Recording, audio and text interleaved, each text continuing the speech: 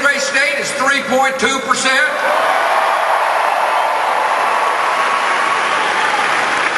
Real wages are going up, and we cut the deficit in half 3 years ahead of schedule.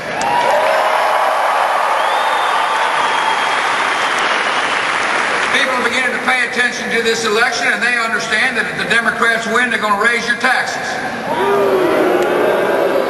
Oh, I know they don't want you to know that. See, they're going to say everything they can to make sure you don't understand that reality. Matter of fact, I want you to listen to the words of the top Democrat leader in the House of Representatives. They asked her about tax cuts. She said, "We love tax cuts." Well, given her record, she must be a secret admirer.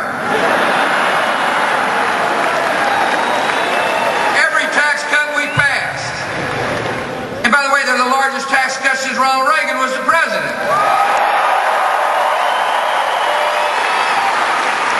Every tax cut we passed, whether it be increasing the child tax credit, or reducing the marriage penalty, or putting the death tax on the road to extinction, or cutting taxes on capital gains or dividends, or reducing all income taxes for people who pay taxes, she was against. And so were the Democrats in Washington. If that's their idea of love, I'd hate to see what hate looks like. Now here's the way this works. See, if the tax cuts we passed are not made permanent, or are not extended, your taxes are going up. And so they asked the man who thinks he is going to be the head of the tax writing committee. He's not. But he thinks he's going to be. They said, "Can you think of one of the tax cuts that you would extend?" He said he can't think of one. See, rather than saying, "I'm looking forward to raising the taxes on the American people," this Democrat chose a different way of saying he's going to raise taxes on. He just said, "I can't think of one of the tax cuts that I would extend." So, for example, the child tax credit will go from $1,000 a child to $500 a child. Any of you got 4 kids? Right there. I'm going to use you as an example, if that's all right. So when you get to dinner tonight, and you're sitting around the table, you go 1, 2, 3, 4, and multiply that by $500 a child. That's $2,000. You'll be paying $2,000 more in taxes if people across this country vote Democrat. The best way for you to keep your taxes low is to vote Republican.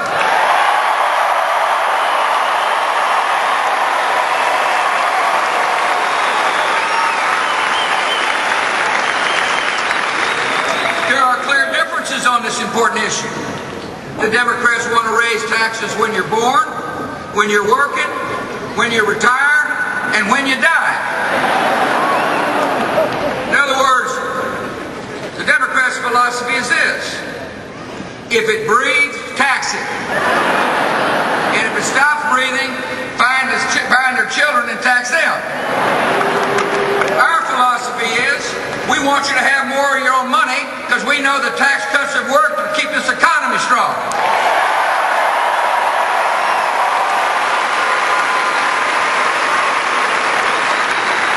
These are historic times. When our children and grandchildren look back on this period, there will be one overriding question. One question will overwhelm all the rest. Did the United States do everything in our power to win the war on terror?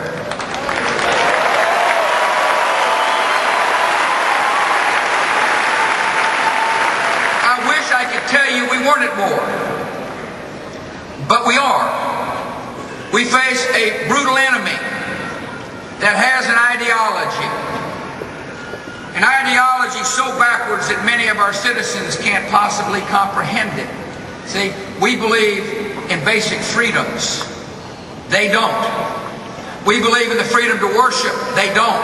We believe in freedom to dissent. They don't. We believe in freedom of the press. They don't. And because we stand in the way of their ambitions, which is to spread their vision as far and wide as possible, they want to hurt us. And so my most important job, when it all boils down to Washington, D.C., My most important job, and any of us in Washington's most important job, is to protect you.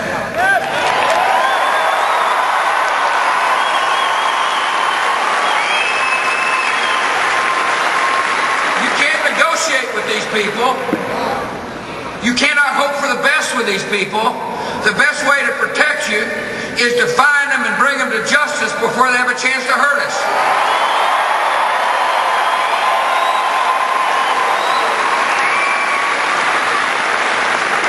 And we've got to make sure we're doing everything at home to protect you. The enemy's got to be right one time. And we got to be right 100% of the time to do our job to secure this country. And so that is why I worked with the Congress to tear down walls that prevented our intelligence services from talking to law enforcement.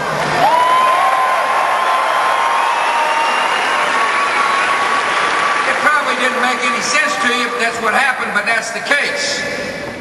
And so I asked Congress to pass the Patriot Act, and they did. But when it came time to be renewed, the overwhelming majority of the Democrats in the House and in the United States Senate voted no. And the reason I'm bringing this up to you is that there is a different mindset in Washington, D.C. than what I believe. See, I believe our professionals have all the tools necessary to protect you. Democrats don't. You know, there's an attitude up there that says, well, we'll respond after we're attacked. My attitude is, we're going to respond before we're attacked.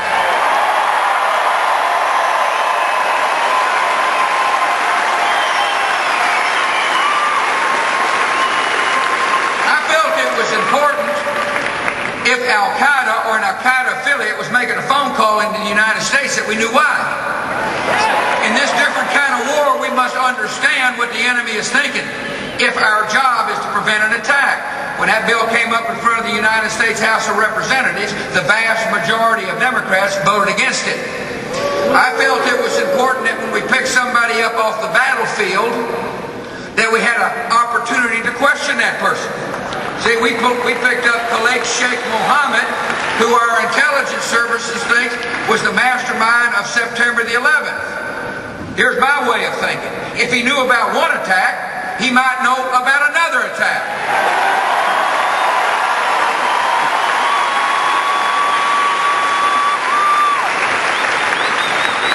When this bill came up in front of the House and the Senate, the overwhelming majority of Democrats voted no.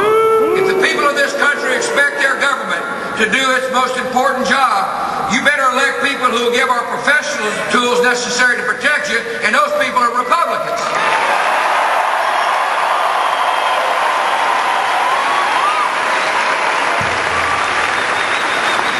We're involved in a global struggle. And we will face the enemy where we find them, no matter what the theater of war is.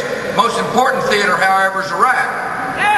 See, one of the lessons of September the 11th is that when we see a threat, we have got to take that threat seriously. I saw a threat to Saddam Hussein. Members of the United States Congress and both political parties saw the same threat. The United Nations saw the threat. My decision to get rid of Saddam Hussein was the right decision, and the world is better off for it.